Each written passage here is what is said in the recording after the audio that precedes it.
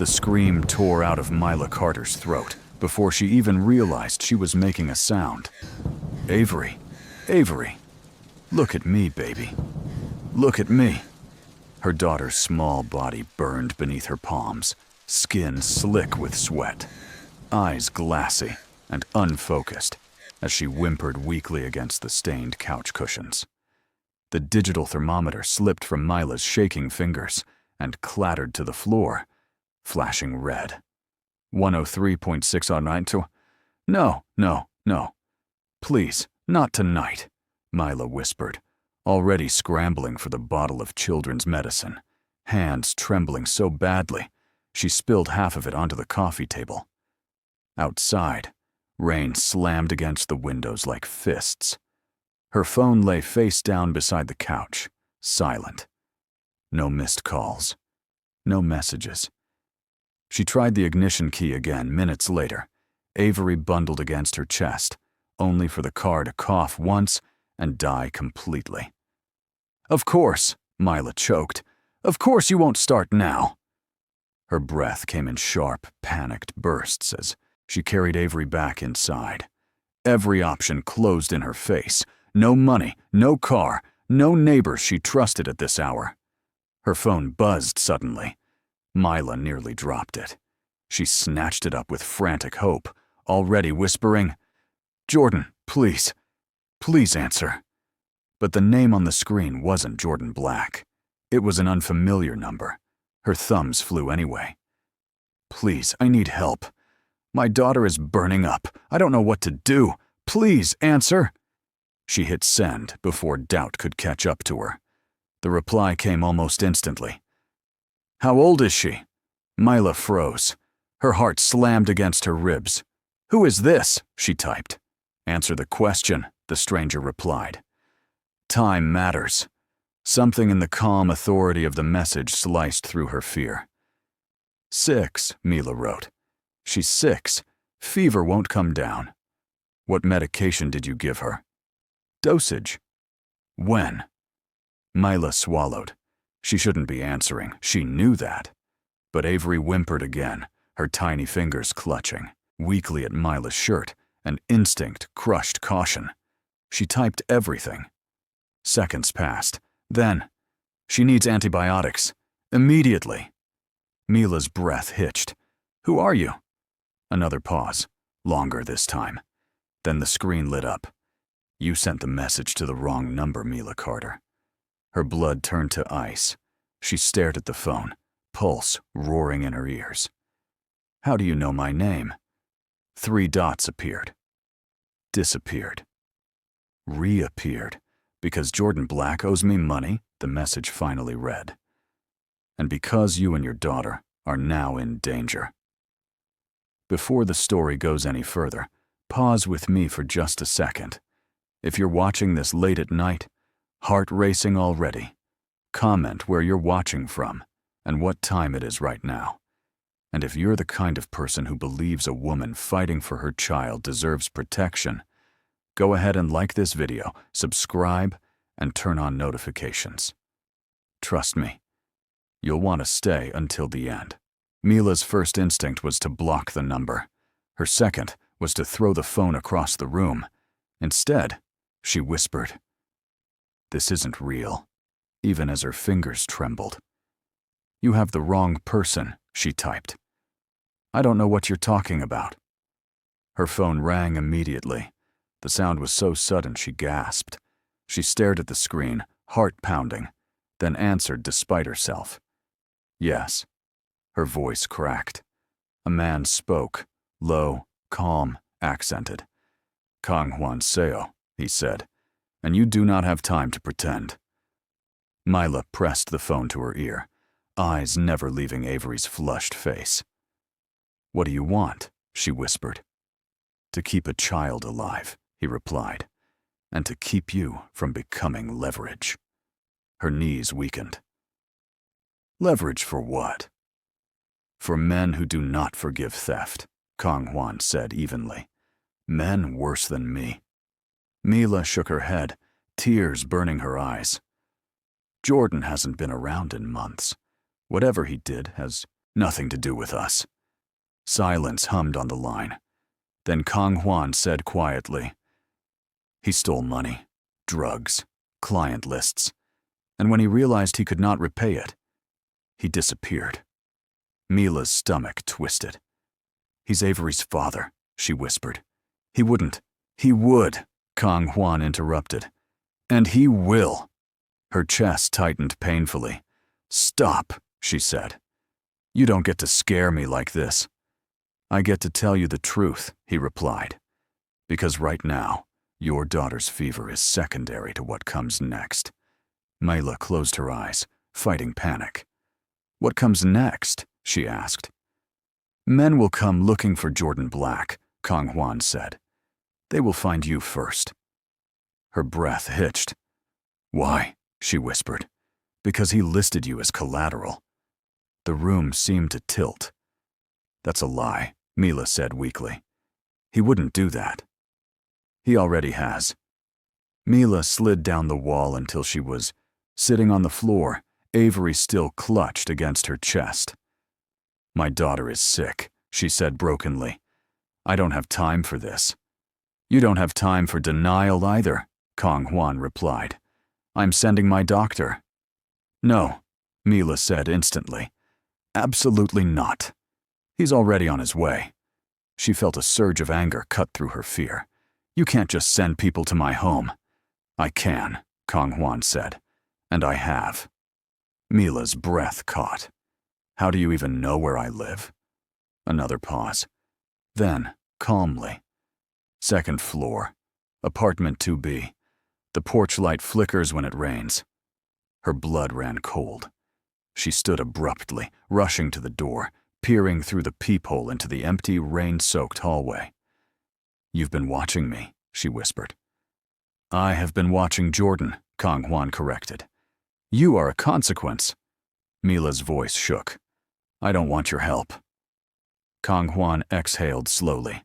"Then your daughter's fever continues to climb," he said. "And when the other men arrive, I will not be the worst thing that happens to you tonight." Her knees buckled again. She looked down at Avery, her breathing shallow, her lips dry and cracked. "What kind of doctor?" Mila asked softly. "The best," Kang-Hwan replied. "And discreet."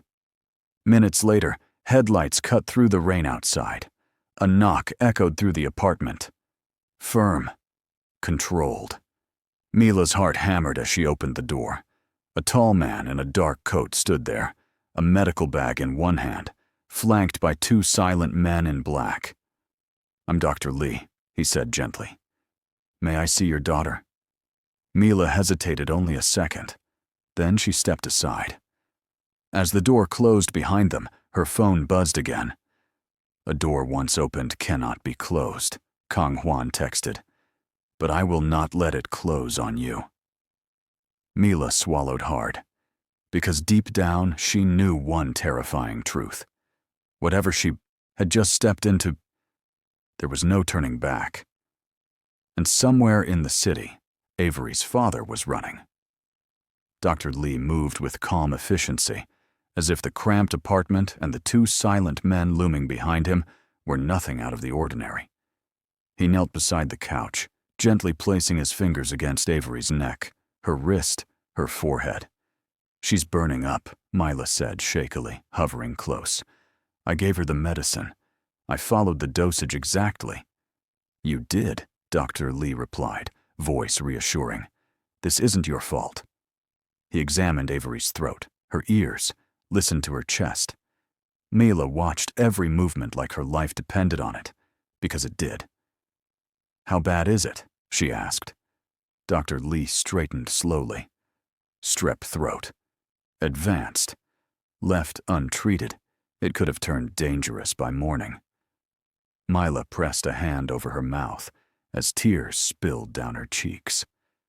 "So she's going to be okay," she whispered. "Yes," he said, "because you acted." He prepared the antibiotics with practiced ease, explaining everything as he went. Mila barely heard him over the pounding of her heart. When Avery finally swallowed the medicine and drifted into a deeper, calmer sleep, Mila sagged back against the couch, exhaustion crashing over her all at once. "Thank you," she whispered. "I don't know how to—" "Mr. SEO will cover everything," Dr. Lee said, already packing his bag. "You will receive follow-up instructions. I'll leave my number." One of the men handed Mila a sealed envelope. "What's this?" she asked. "Medication schedule," Dr. Lee replied, "and instructions you must follow exactly." Mila nodded numbly. As they turned to leave, she asked the question burning in her chest. "Why is he helping us?" Dr. Lee paused, his hand on the door. "Because he does not allow children to suffer for the sins of adults," he said simply. The door shut behind them, the lock clicking softly. Silence flooded the apartment. Mila sank to the floor beside the couch, watching Avery's chest rise and fall. For the first time all night, the fever was receding. Her phone buzzed. "She will sleep now," Kang-Hwan texted. "Do not wake her unless she vomits or convulses." Mila stared at the message. "Thank you," she typed, her fingers shaking. "I still don't trust you, but thank you." Several seconds passed. "You shouldn't trust me," Kang-Hwan replied. "That is how you stay alive." Morning came too quickly. Mila barely slept, dozing in short, restless bursts beside Avery. Every sound made her jump. Every passing car outside sent dread curling in her stomach. At 8:12 a.m., her phone rang again. This time, Kang-Hwan didn't bother with pleasantries. "They are watching her school," he said. Mila bolted upright. "What?" she whispered. "There are men parked across from Haven Ridge Preparatory," he continued. "They arrived at dawn." Mila's heart slammed painfully.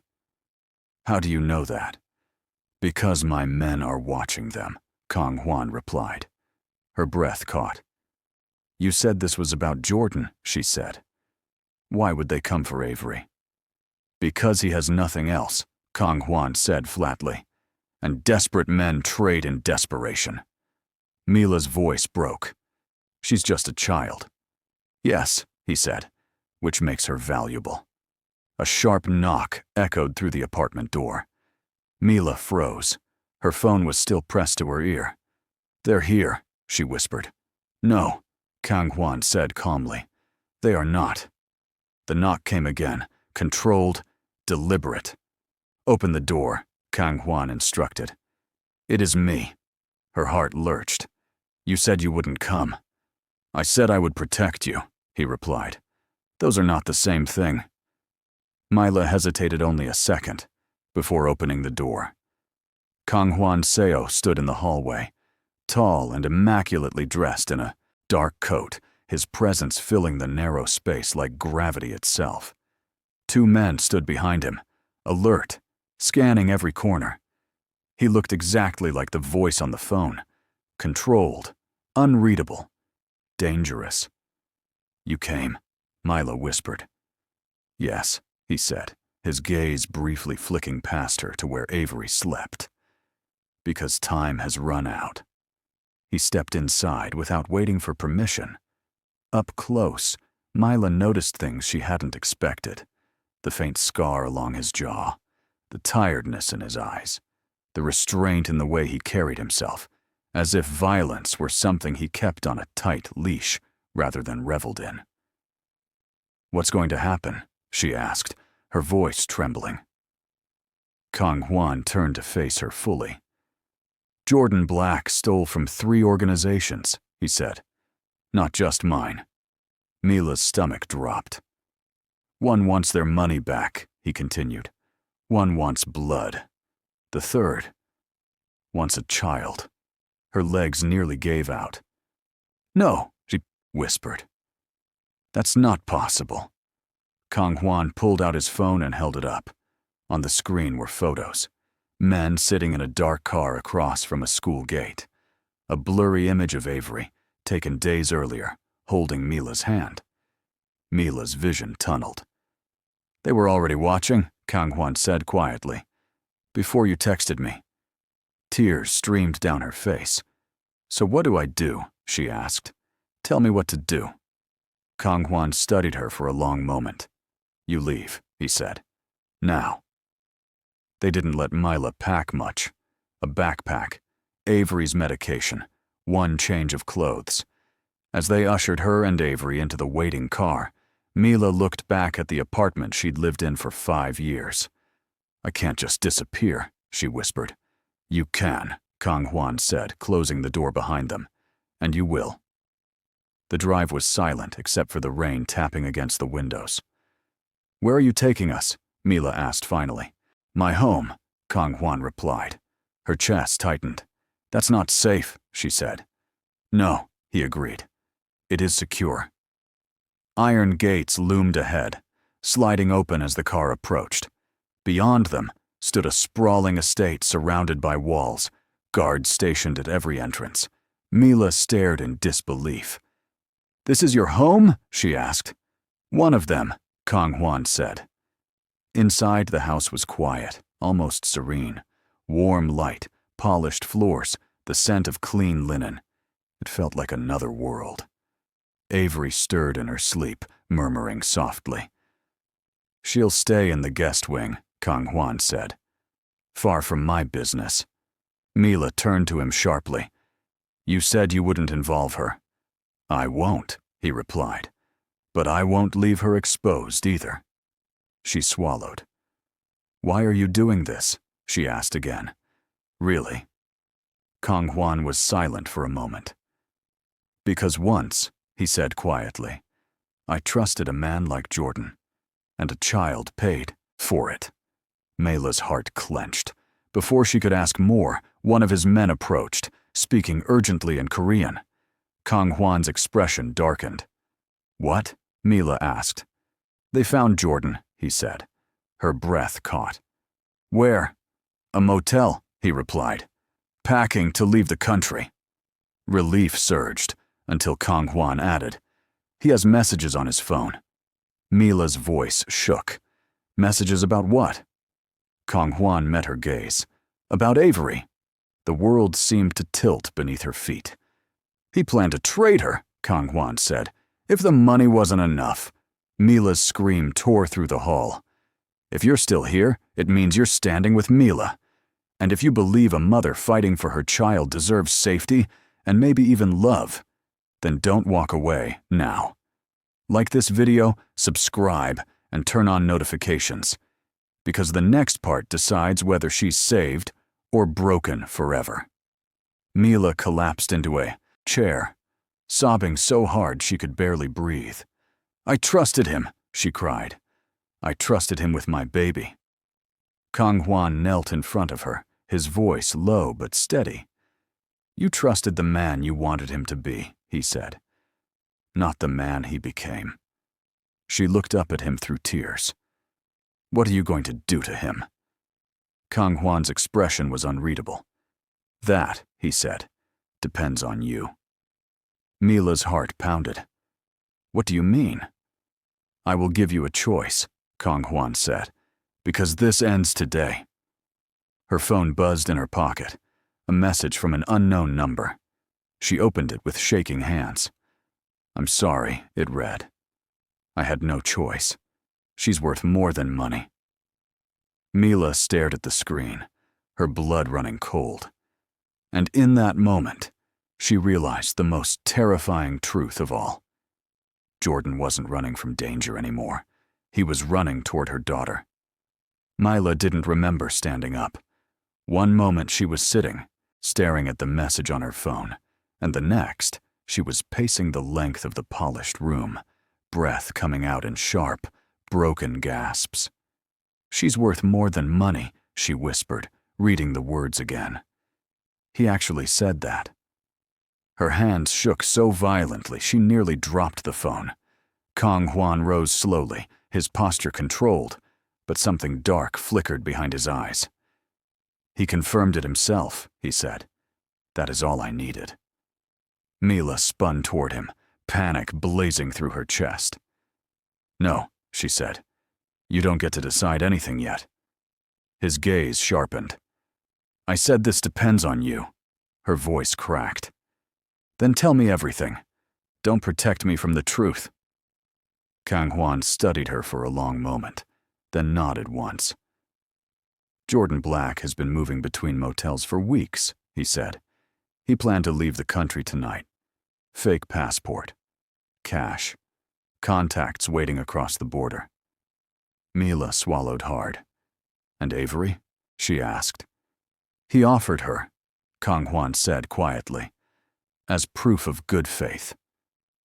Mila's knees buckled. She grabbed the back of a chair to stay upright. "What kind of men?" "The kind who buy what they want," Kang-Hwan replied, "and destroy what they can't control." A sob ripped out of her. "I let him hold her," Mila cried. "I let him put her to bed. I let him kiss her goodnight." She slid down the chair and curled inward, arms wrapped around herself like she was trying to disappear. Kang-Hwan crouched in front of her again, his voice low but unyielding. "Look at me." She shook her head. "Mila," he said firmly. "Look at me." She did, tears streaming down her face. "This is not your failure," he said. "It is his." Her lips trembled. "What happens now?" she whispered. Kang-Hwan straightened. "My men are bringing him here." Her breath caught. "Here," she echoed. "To this house?" "Yes," he said. "So you can decide." The word sent a chill through her. "Decide what?" she asked. Kang-Hwan didn't soften it. "Whether he disappears. Or disappears." Mila stared at him, heart pounding. "You're talking about killing him," she said. "I am talking about ending a threat," Kang-Hwan replied. "One way or another." She wrapped her arms around herself tighter. "I don't want blood on my hands," she whispered. "You already have blood near your door," he said quietly. "The difference is whether it crosses the threshold."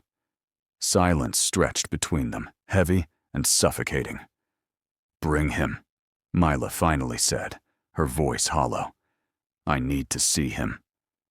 They kept Jordan restrained, seated in a chair in a sparsely furnished room, his hands bound, his face pale and slick with sweat. He looked smaller than Mila remembered, thinner, desperate.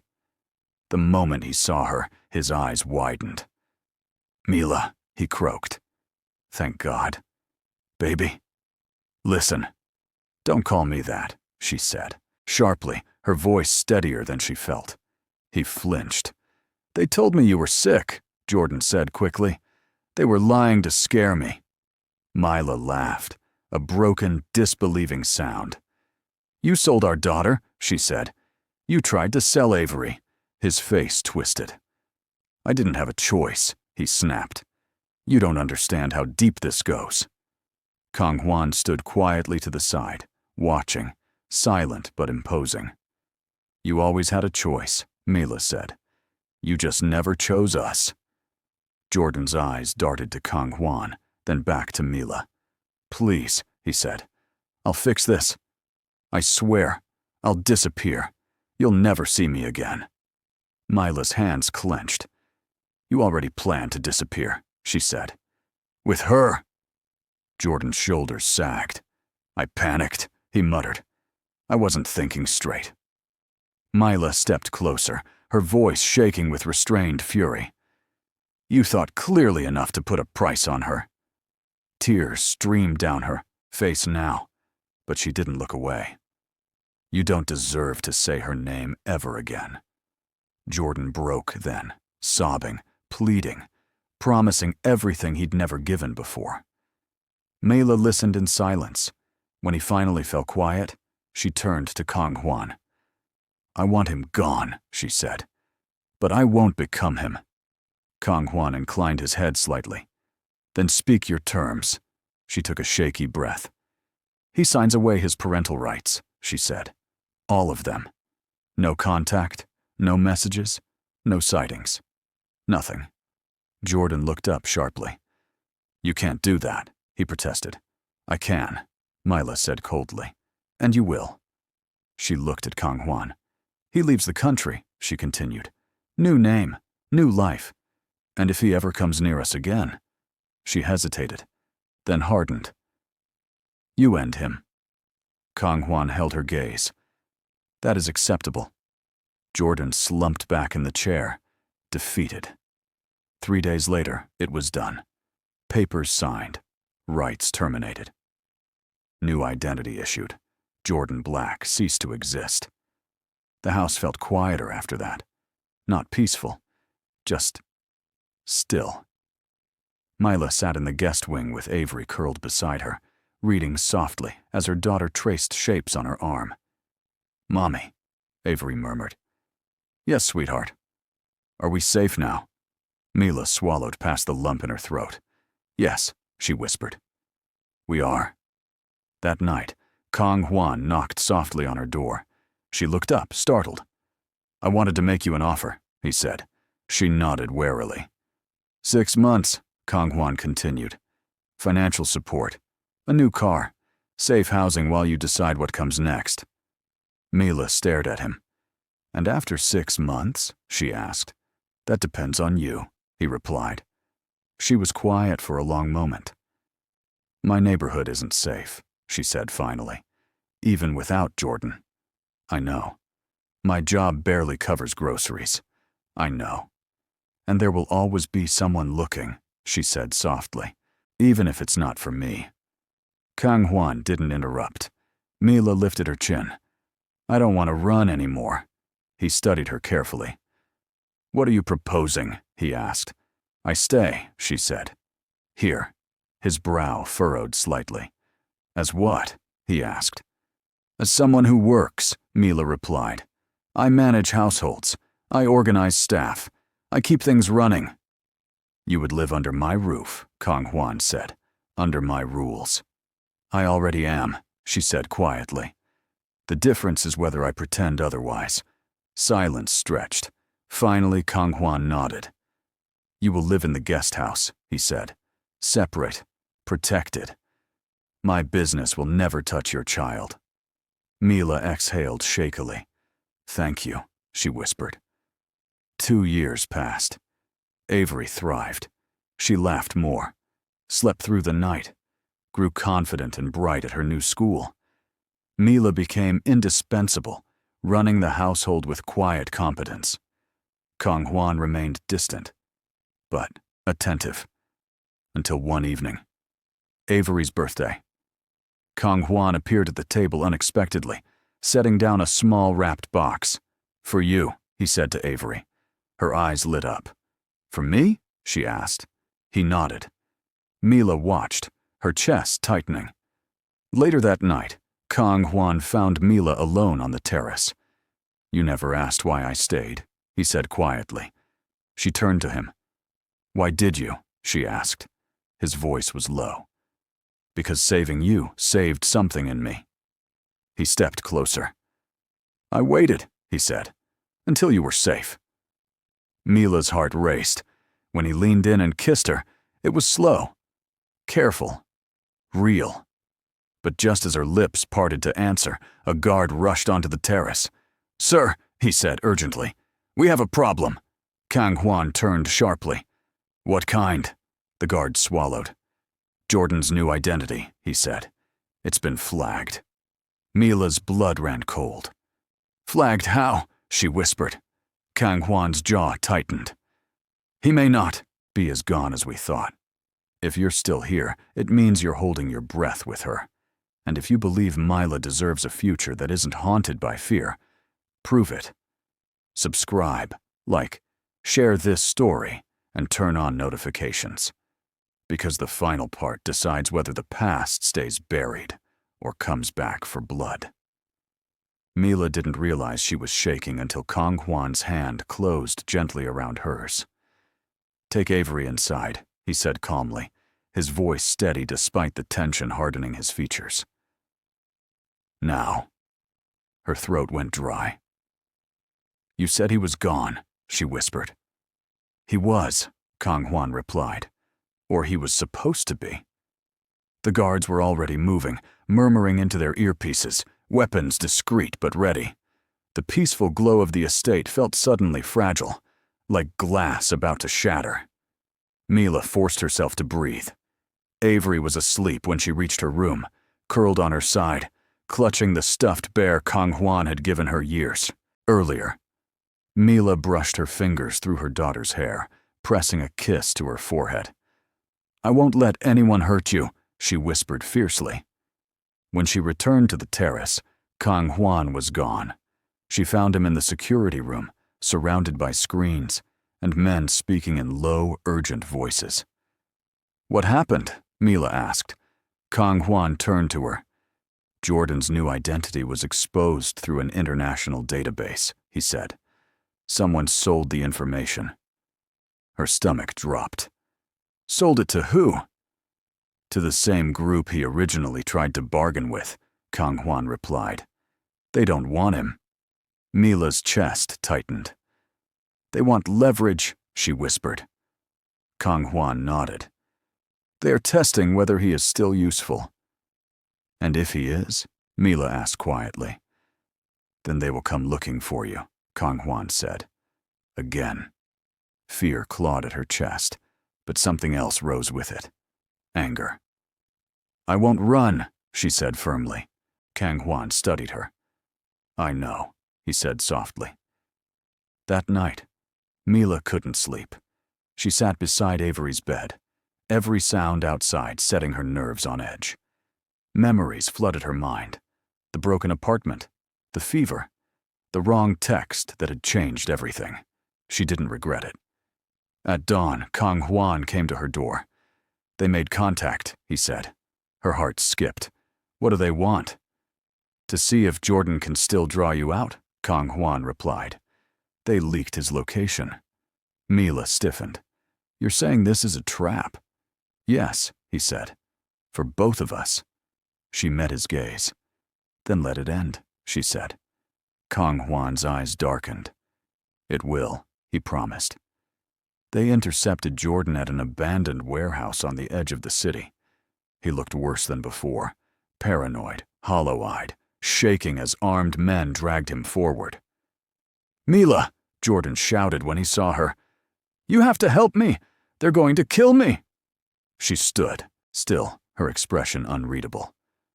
"You already chose that," she said quietly. Kang-Hwan stepped forward. "You had one condition," Kang-Hwan said coldly. "Disappear and never look back." Jordan laughed hysterically. "I tried. But they found me. They said if I brought the girl—" He stopped abruptly. Mila's blood turned to ice. "You're still talking," she said. "Still thinking there's a version of this where you survive by sacrificing her." Jordan's mouth opened, then closed. He looked at Kang-Hwan desperately. "You don't have to do this," he pleaded. "We can make a deal."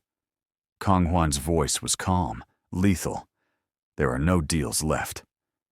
Gunfire echoed in the distance. The rival group had arrived. Chaos erupted. Mila barely had time to react before Kang-Hwan pulled her behind him, shielding her as his men engaged with ruthless precision. Orders were shouted. Shots rang out. The warehouse filled with smoke and screams. Jordan tried to run. Didn't get far. When the noise finally faded, the silence felt heavy. Jordan lay on the ground, alive, but broken. Kang-Hwan stood over him. "You are no longer my problem," he said. Jordan sobbed. "Please," he whispered. "I'll do anything." Kang-Hwan looked back at Mila. "This is the last moment," he said. "Say it." Mila's voice was steady. "Leave," she said. "Disappear. Or next time, there will be no mercy." Jordan was dragged away, vanishing into the gray dawn. This time, there would be no return. Weeks passed. No threats, no shadows. Life settled again, quieter but stronger.